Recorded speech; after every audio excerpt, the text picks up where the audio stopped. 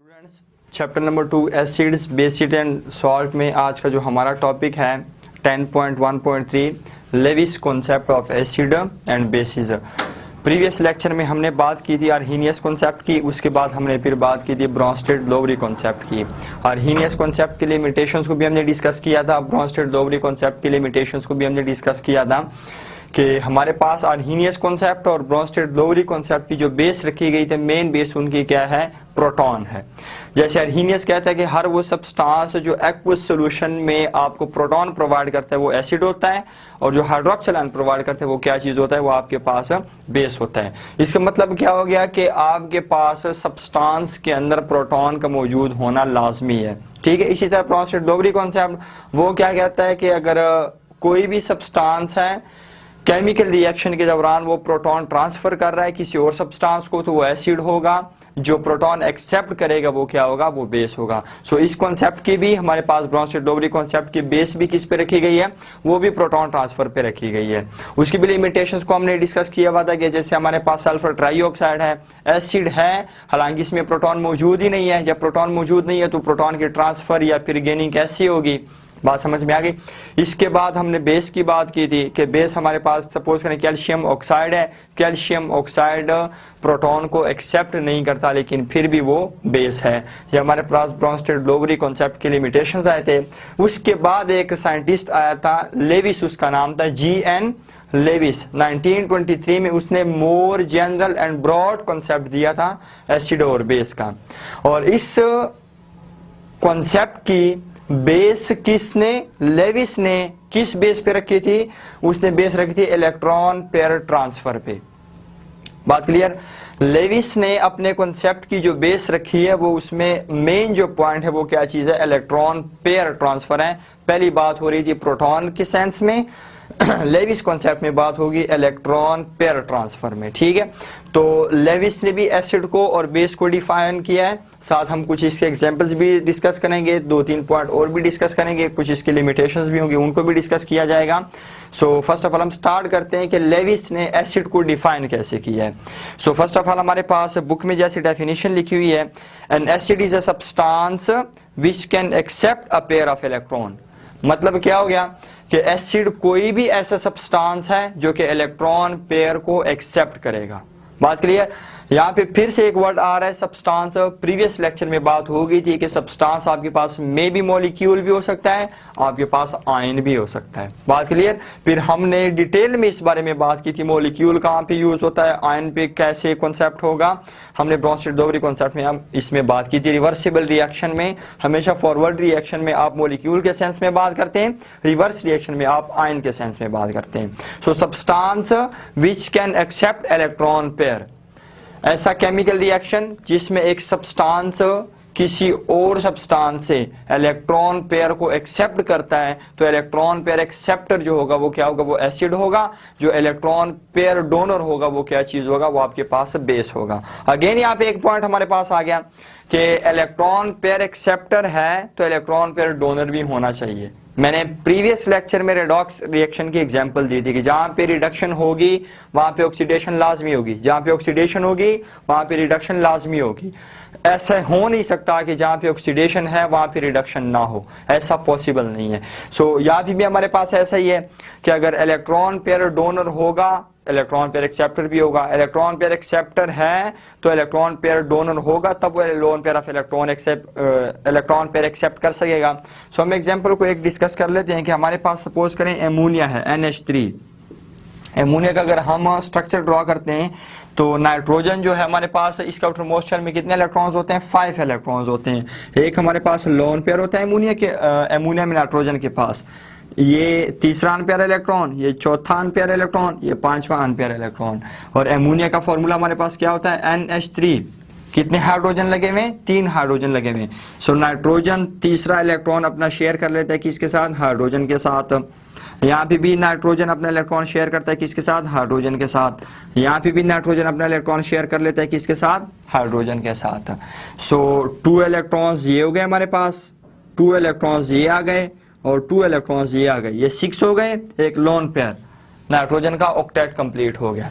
लेकिन ये हमारे पास तीनों जो है ये बॉन्ड पेयर्स हैं, ये हमारे पास लोन पेयर है, ये रिएक्शन में टेक पार्ट नहीं करता है। इलेक्ट्रॉन का वो पेयर जो रिएक्शन में हिस्सा नहीं लेता उसको हम क्या कहते हैं, लोन पेयर कहते हैं। ठीक, जब हमारे पास एमोनिया रिएक्शन करता है बोरॉन ट्राईफ्लोराइड BF3 से, बोरॉन बिलोंग करता है ग्रुप नंबर 3 से, इट मींस के बोरॉन के आउटर मोस्ट शेल में कितने इलेक्ट्रॉन्स हैं, 3 इलेक्ट्रॉन्स हैं। ठीक है, BF3 हमारे पास ये इसका फॉर्मूला है बोरॉन ट्राईफ्लोराइड का। अगर हम इसके स्ट्रक्चर को थोड़ा सा देख लेते हैं तो हमारे पास बोरॉन का पहला इलेक्ट्रॉन किसके साथ शेयर हो जाता है, फ्लोरीन के साथ। फ्लोरीन के आउटर मोस्ट शेल में कितने इलेक्ट्रॉन्स हैं, 7 इलेक्ट्रॉन्स हैं, 3 लोन पेयर है, 1 इलेक्ट्रॉन अनपेयर है। तो बोरॉन का इलेक्ट्रॉन फ्लोरीन का इलेक्ट्रॉन क्या हो जाएगा, हमारे पास शेयर हो जाएगा। अब फ्लोरीन का ऑक्टेट क्या हो गया, कंप्लीट हो गया। 7वां इलेक्ट्रॉन इसका अपना ये 8वां बोरॉन से आ जाएगा। यहाँ पे भी सेम इज द केस है, फ्लोरीन का यहाँ पे भी क्या हो जाएगा, ऑक्टेट कंप्लीट हो जाएगा। यहाँ पे भी फ्लोरीन का क्या हो जाएगा, ऑक्टेट कंप्लीट हो जाएगा। लेकिन बोरॉन के केस में देखें, बोरॉन ने भी अपना ऑक्टेट रूल कंप्लीट करना है। तो कैसे, बोरॉन का यहाँ पे एक अपना इलेक्ट्रॉन है, एक फ्लोरीन का, यहाँ पे एक अपना, एक फ्लोरीन का, एक अपना, एक फ्लोरीन का। सो 2 + 2 + 2 टोटल कितने हो गए बोरॉन के पास, 6 इलेक्ट्रॉन्स हो गए। ऑक्टेट के लिए रिक्वायरमेंट कितनी है, ऑक्टेट के लिए रिक्वायरमेंट है 8 इलेक्ट्रॉन्स की। 8 में से कितने मौजूद हैं, 6 मौजूद हैं। तो 8 - 6 कितने इलेक्ट्रॉन्स की डिफिशियंसी रह गई है, 2 इलेक्ट्रॉन्स की डिफिशियंसी अभी भी इसके पास रहती है। सो ये 2 इलेक्ट्रॉन्स अपना आउटर मोस्ट शेल ये कैसे कंप्लीट करेगा, ऑक्टेट कैसे कंप्लीट करेगा, नाइट्रोजन के पास जो लोन पेयर ऑफ इलेक्ट्रॉन मौजूद है वो नाइट्रोजन इसको loan pair of electron provide कर देता है। रिजल्ट में हमारे पास क्या चीज बन जाता है, कोऑर्डिनेट कोवेलेंट बॉन्ड बन जाता है। मैंने यहाँ पे कहा है coordinate covalent bond. Coordinate covalent bond covalent bond की एक टाइप है और बनता कैसे है, जब भी कोई atom loan pair of electron donate करता है किसी और को, रिजल्ट में जो बॉन्ड बनता है उसको हम क्या कहते हैं, कोऑर्डिनेट कोवेलेंट बॉन्ड कहते हैं। ठीक है, कोऑर्डिनेट कोवेलेंट बॉन्ड में एक इलेक्ट्रॉन पेयर एक्सेप्टर होता है, एक इलेक्ट्रॉन पेयर डोनर होता है और वहां पे इलेक्ट्रॉन पेयर की ट्रांसफर होती है। बात क्लियर हो गई।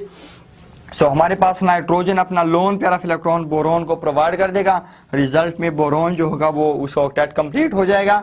सो यहाँ पे हमारे पास कौन सा बॉन्ड बन जाएगा, हमारे पास बन जाएगा कोऑर्डिनेट कोवेलेंट बॉन्ड, क्योंकि इलेक्ट्रॉन पेयर की ट्रांसफर हो रही है। तो आप देखें कि हमारे पास क्या चीज बनेगा, नाइट्रोजन के पास 3 हाइड्रोजन है, ठीक, साथ हमारे पास ये इस एरो से हम रिप्रेजेंट करते हैं कोऑर्डिनेट कोवेलेंट बॉन्ड को, और साथ हमारे पास BF3, ये हमारे पास एक स्टेबल स्ट्रक्चर बन जाएगा। ठीक है, और इलेक्ट्रॉन पेयर ट्रांसफर के बाद आपके पास जो स्पीशीज बनता है, आपके पास जो प्रोडक्ट आता है, उस प्रोडक्ट को आप नाम देते हैं एडक्ट का नाम देते हैं। यहाँ पे मैं लिख देता हूँ एडक्ट। इलेक्ट्रॉन पेयर ट्रांसफर के रिजल्ट के बाद आपके पास जो प्रोडक्ट मिलता है, आपको जो स्पीशीज मिलता है, उसको हम क्या कहते हैं, उसको हम कहते हैं एडक्ट। और ये हमारे पास क्या होता है, ये प्रोडक्ट, ये कॉम्बिनेशन होती है किसकी, लेविस एसिड और बेस की कॉम्बिनेशन होती है। कैसे, हमारे पास इलेक्ट्रॉन पेयर एक्सेप्ट कौन कर रहा है, BF3 कर रहा है। सो हम कह सकते हैं कि हमारे पास जो BF3 है ये क्या चीज है, ये एसिड है।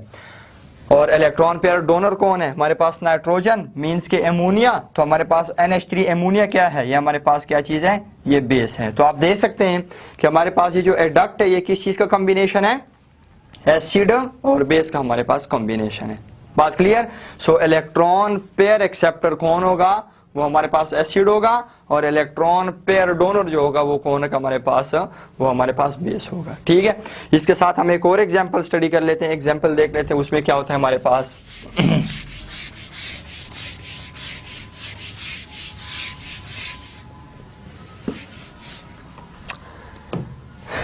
जब भी हमारे पास एमोनिया रिएक्शन करेगा प्रोटॉन के साथ, मैंने यहाँ पे एमोनिया इसलिए नहीं बिठाया क्योंकि हमने अगेन इसके साथ रिएक्शन करवाना है प्रोटॉन का। देखिए हमारे पास हाइड्रोजन होता है, हाइड्रोजन के आउटर मोस्ट शेल में 1 इलेक्ट्रॉन होता है। इसको अपना डुप्लेट कंप्लीट करने के लिए कितने इलेक्ट्रॉन की जरूरत है, 2 इलेक्ट्रॉन की जरूरत है। 2 में से कितने मौजूद हैं, 1 मौजूद है।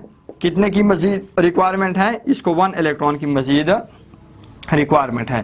तो अगर देखा जाए, अगर हाइड्रोजन अपना ये वैलेंस शेल का 1 इलेक्ट्रॉन भी लूज कर दे, डोनेट कर दे, तो हमारे पास हाइड्रोजन के ऊपर चार्ज कौन सा आ जाएगा, पॉजिटिव चार्ज आ गया। अब पहले इसके पास 1 मौजूद था, अब उसने 1 लूज, वो भी 1 लूज कर दिया। अब क्या हो गया हमारे पास, पहले एक मौजूद था, डुप्लेट के लिए रिक्वायरमेंट एक इलेक्ट्रॉन की थी, अब वो एक इलेक्ट्रॉन भी लूज हो गया, डोनेट हो गया, अब डुप्लेट के लिए रिक्वायरमेंट कितने इलेक्ट्रॉन की होगी, अब डुप्लेट के लिए इसकी रिक्वायरमेंट है 2 इलेक्ट्रॉन्स की। अब 2 इलेक्ट्रॉन इसको कौन प्रोवाइड करेगा, वो 2 इलेक्ट्रॉन इसको एमोनिया में जो नाइट्रोजन है उसके ऊपर लोन पेयर ऑफ इलेक्ट्रॉन मौजूद है, सो नाइट्रोजन इसको क्या कर देगा, loan pair of electron provide कर देगा। हमारे पास रिजल्ट में क्या चीज बन जाएगी, अगेन आपके पास एडक्ट बन जाएगा। बात क्लियर हो गया। हमारे पास 3 और सिंपल एरो डालते हैं, साथ हमारे पास हाइड्रोजन और हमारे पास इसके ऊपर पॉजिटिव चार्ज आ जाएगा। ठीक हो गया। ये हमारे पास जो सिंगल एरो है इसको किस चीज को रिप्रेजेंट करता है, ये रिप्रेजेंट करता है हमारे पास coordinate covalent bond, electron pair transfer हो गई है, रिजल्ट में कौन सा बॉन्ड बन गया, coordinate covalent bond. So hydrogen आपके पास जो है ये कौन, इलेक्ट्रॉन पेयर एक्सेप्टर है। ये हमारे पास क्या चीज है, ये एसिड हो गया, एमोनिया इलेक्ट्रॉन पेयर डोनर है। तो ये हमारे पास क्या चीज हो गया, ये बेस हो गया, और इलेक्ट्रॉन पेयर ट्रांसफर करने के बाद कोऑर्डिनेट कोवेलेंट बॉन्ड बनता है। रिजल्ट में हमें जो स्पीशीज मिलता है, जो प्रोडक्ट मिलता है, उसको मैंने पहले भी कहा कि उसको हम नाम क्या देते हैं, उसको हम नाम देते हैं एडक्ट का। और ये एडक्ट क्या चीज होती है, ये कॉम्बिनेशन होता है लेविस एसिड और बेस का। आप देख रहे हैं कि एडक्ट में आपके पास एसिड भी मौजूद है और बेस भी मौजूद है। बात क्लियर हो गई है। ये हमारे पास डेफिनेशंस हैं, साथ हमने एग्जाम्पल से भी एक्सप्लेन किया है। इसके बाद जो हमारा अगला पॉइंट है उस पॉइंट को हम डिस्कस करने जा रहे हैं। इसको मैंने पहले भी बता दिया, लेकिन मैं अगेन आपको एक दफा फिर से बता देता हूं कि हमारे पास एसिड और base according to Lewis concept ये जरूरी है कि इलेक्ट्रॉन पेयर एक्सेप्टर और इलेक्ट्रॉन पेयर डोनर, पहले तो ये हम आइडिया क्लियर कर लेते हैं एक दफा फिर से। इलेक्ट्रॉन पेयर एक्सेप्टर कौन होगा, वो एसिड होगा। इलेक्ट्रॉन पेयर डोनर कौन होगा, वो बेस होगा।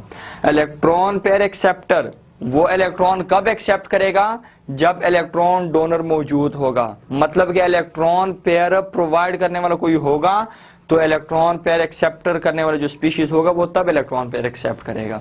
अगर उसको कोई इलेक्ट्रॉन पेयर डोनेट करने वाला है ही नहीं तो फिर वो एक्सेप्ट कहां से करेगा। सो हमारे पास ये दोनों electron pair donor, electron pair acceptor, ये साइमल्टेनियसली एक साथ ही मौजूद होंगे, तब हमारे पास लेविस एसिड और बेस का कॉन्सेप्ट बनेगा। बात क्लियर हो गई।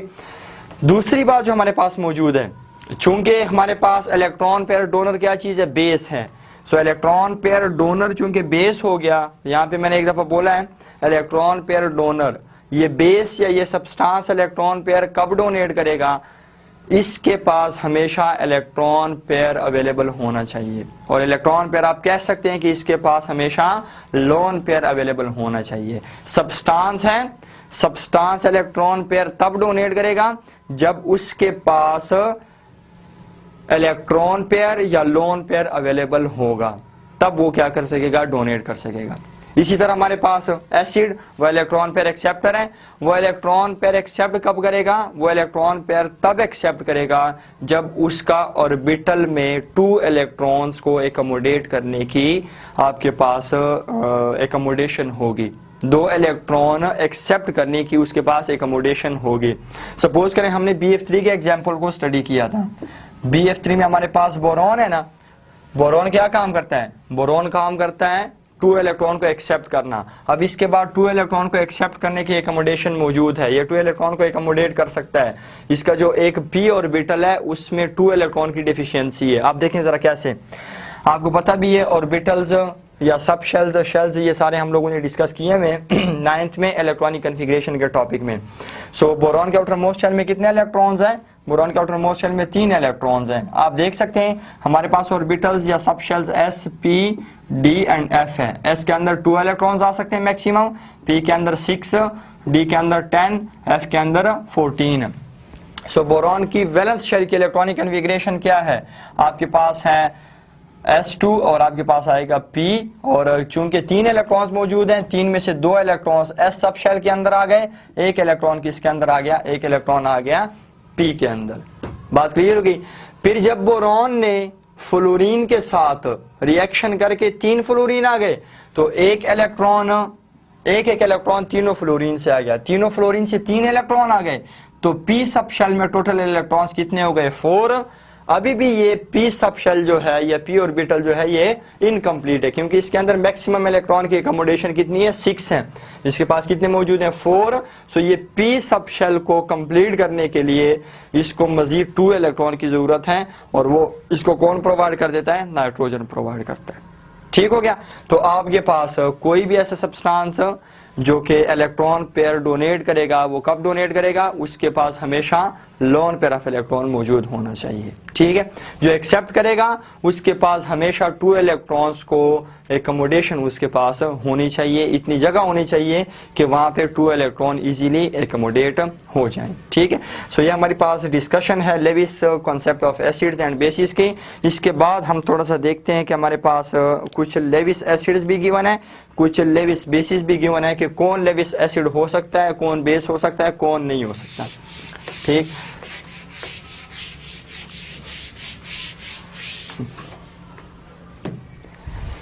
किताब की तरफ चलते हैं। हमारे पास लिखा हुआ है Lewis acids. According to Lewis concept the following species can act as Lewis acids.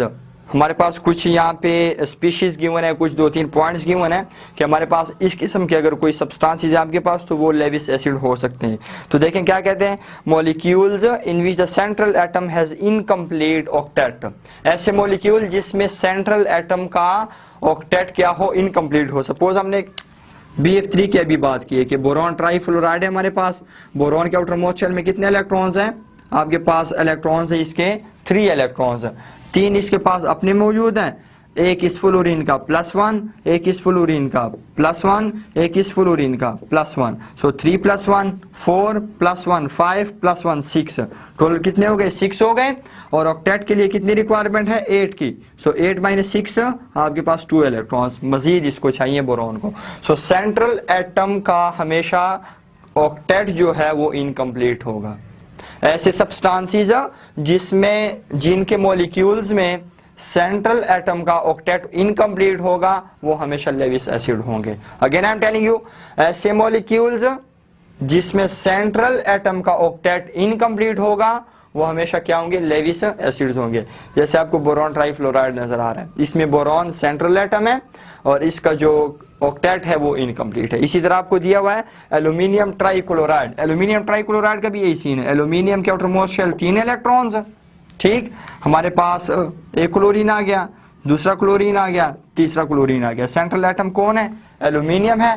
Aluminium के 3 इलेक्ट्रॉन्स अपने, एक इस क्लोरीन का +1, एक इसका +1, एक इसका +1। सो टोटल कितने आ गए, 6 आ गए।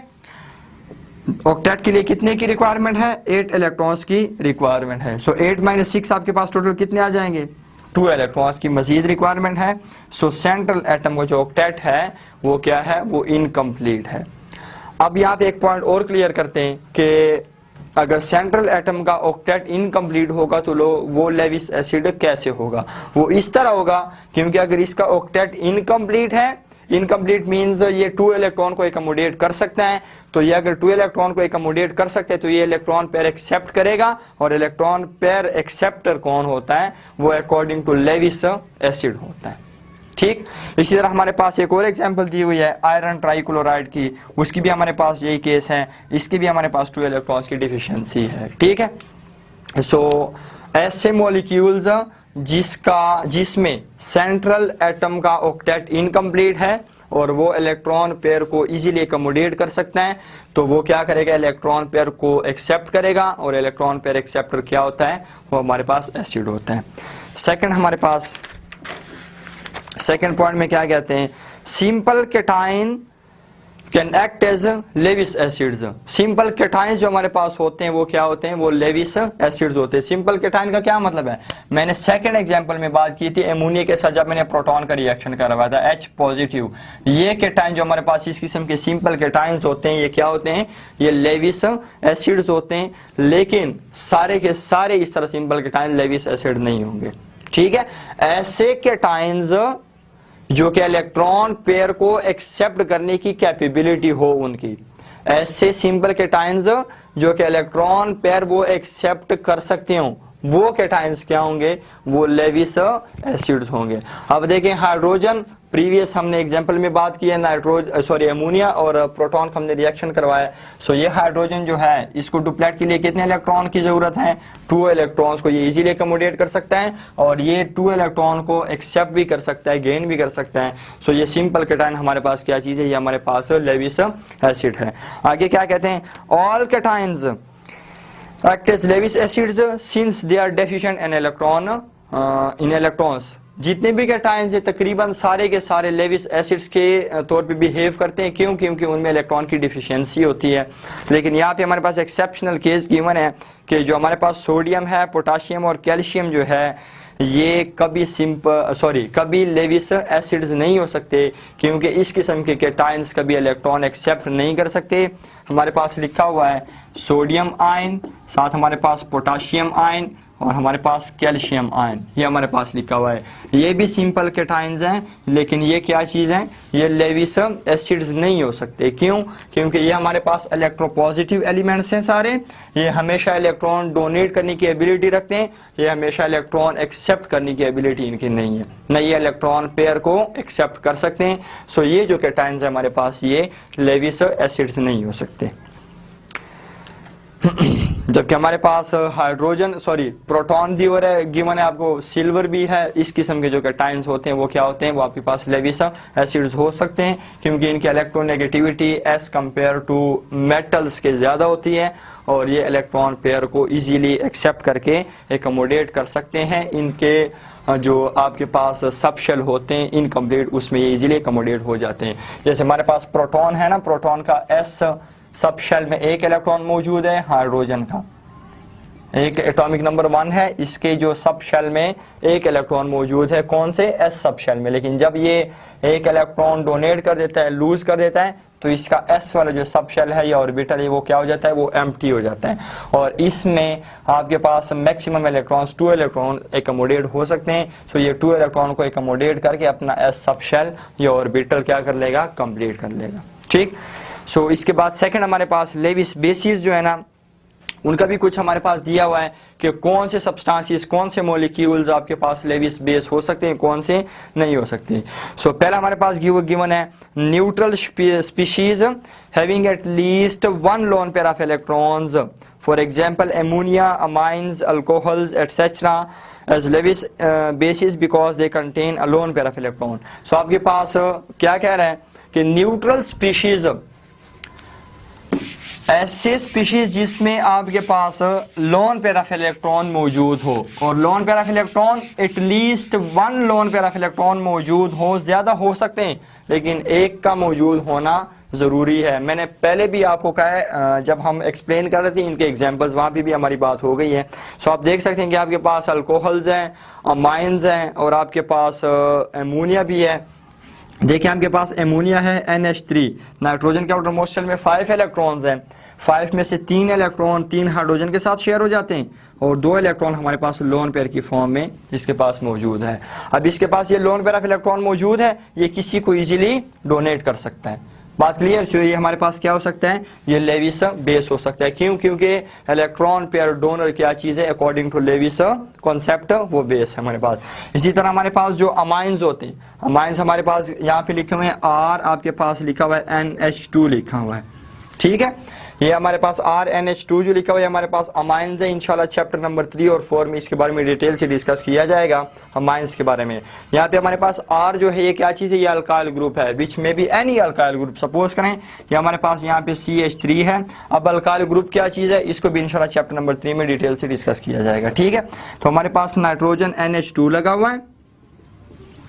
यहाँ पे आप देख सकते हैं कि हमारे पास नाइट्रोजन के अगेन आउटर मोस्ट शेल में कितने इलेक्ट्रॉन्स हैं, 5 इलेक्ट्रॉन्स हैं। 5 में से एक इलेक्ट्रॉन कार्बन के साथ शेयर हो गया, 2 इलेक्ट्रॉन के साथ 2 हाइड्रोजन अटैच हो गए, 2 इलेक्ट्रॉन फिर हमारे पास रिमाइंडर आ गए in the form of lone pair. ये लोन पेयर ये किसी को भी डोनेट कर सकता है और इलेक्ट्रॉन पेयर डोनर कौन होता है, अकॉर्डिंग टू लेविस कॉन्सेप्ट वो हमारे पास बेस होता है।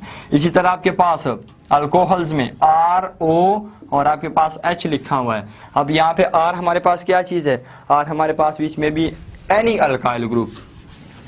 सपोज करें R आपके पास यहाँ पे CH3 है। ठीक है। तो ऑक्सीजन के आउटरमोस्ट शेल में कितने इलेक्ट्रॉन्स हैं? 6 इलेक्ट्रॉन्स हैं, 2 लोन पेयर हैं और 2 इलेक्ट्रॉन्स अनपेयर हैं। एक अनपेयर इलेक्ट्रॉन इस कार्बन के साथ इधर शेयर हो गया, एक अनपेयर इलेक्ट्रॉन इधर इस हाइड्रोजन के साथ शेयर हो गया। सो इसके पास कितने लोन पेयर ऑफ इलेक्ट्रॉन मौजूद हैं? 2 लोन पेयर ऑफ इलेक्ट्रॉन मौजूद हैं। और ये loan pair of electron oxygen क्या कर सकता है? किसी को डोनेट कर सकता है जरूरत पड़ने पे, वक्त पड़ने पे।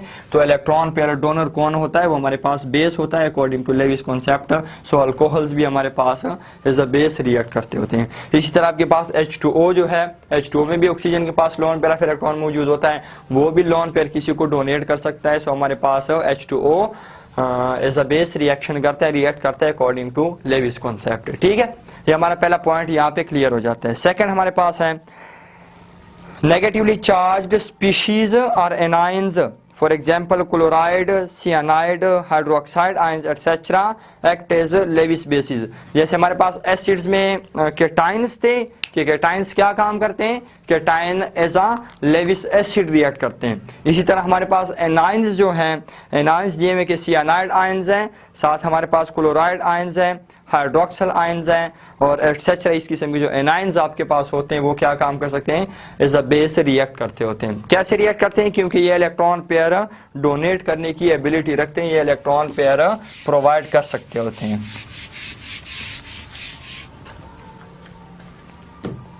देखिए हमारे पास हाइड्रोक्सल, हम एक दो एग्जांपल की बात कर लेते हैं। हमारे पास क्लोरीन आयन है ना, क्लोरीन के आउटरमोस्ट शेल में कितने इलेक्ट्रॉन है? 7 इलेक्ट्रॉन्स हैं।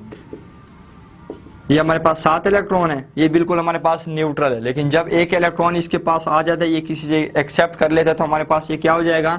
ये क्लोरीन आयन नेगेटिवली चार्ज बन जाएगा। ठीक है, या अब ये क्लोरीन एनायन बन गया। अब ये इसके पास ये जो इलेक्ट्रॉन पेयर है, ये किसी के साथ भी ये प्रोवाइड कर सकता है, शेयर कर सकता है। सो हमारे पास इलेक्ट्रॉन पेयर प्रोवाइडर या इलेक्ट्रॉन पेयर जो आपके पास डोनर होगा वो क्या चीज होगा? अकॉर्डिंग टू लेविस कॉन्सेप्ट वो आपके पास बेस होगा।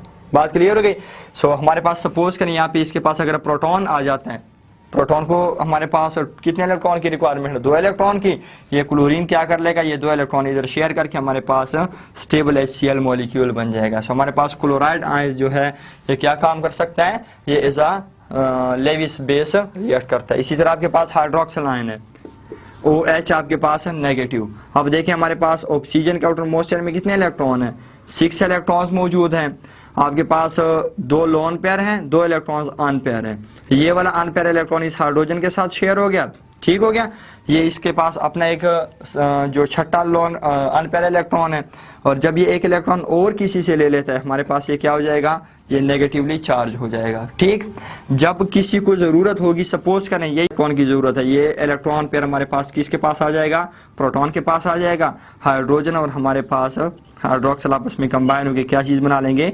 H2O मॉलिक्यूल बना लेंगे। So hydroxyl ion electron pair donate कर सकता है। सो इलेक्ट्रॉन पेयर डोनर कौन होता है? अकॉर्डिंग टू लेविस कॉन्सेप्ट वो हमारे पास एज अ बेस रिएक्ट करता होता है। इसी तरह हमारे पास सियानाइड एनायंस है, वो भी एज अ बेस रिएक्ट करते हैं as according to Lewis concept. So students हमारे पास ये यहाँ पे Lewis concept of acid and base complete हो जाता है। नेक्स्ट जो हमारा टॉपिक है वो हमारे है general properties of acids and base को डिस्कस किया जाएगा इंशाल्लाह नेक्स्ट लेक्चर में।